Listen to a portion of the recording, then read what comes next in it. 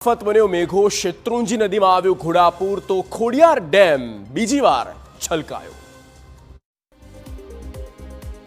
અમરેલીમાં મેઘરાજાએ ફરી કરી છે જમાવટ। ભારે પવન સાથે પ્રચંડ અંદાજમાં વરસાદ વરસતા નદીઓમાં પાણીની ભરપૂર આવક નોંધાઈ।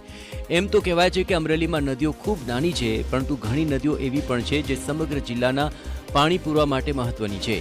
હાલ જે આપ ધસમસતી નદીના દ્રશ્યો જોઈ રહ્યા છો તે અમરેલીની શેત્રુંજી નદી છે, જ્યાં અતિ ભારે વરસાદ બાદ ઘોડાપૂરની પરિસ્થિતિ થઈ। નદી ફરી બે કાંઠે થતા લોકો પણ તેને જોવા ઉમટ્યા હતા। આ તરફ ભારે વરસાદ બાદ સિઝનમાં પહેલીવાર ધાતરવડી નદી બે કાંઠે વહેતી થઈ, જેમાં ઘણા ગામોના કોઝવે નદીના પાણીમાં ડૂબી ગયા। કોઝવે પરથી પાણીનો પ્રચંડ પ્રવાહ વહેતો હોવા છતાં લોકો બેદરકારી દાખવતા પણ નજરે પડ્યા હતા। આ પ્રકારના વરસાદથી ખેતીને વ્યાપક નુકસાનની ભીતિ ખેડૂતો સેવી રહ્યા છે।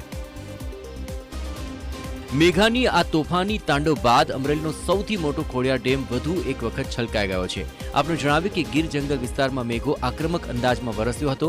એમાં ધારી ગીરના ગામડાઓમાં અંદાજિત 4 ઇંચ જેટલો વરસાદ ખાબક્યો, જેને કારણે ખોડિયાર ડેમમાં પાણીની બમ્પર આવક નોંધાઈ અને તેને પરિણામે ખોડિયાર ડેમના 3 દરવાજા 1.5 ફૂટ સુધી ખોલી 3390 ક્યુસેક પાણી છોડાયું।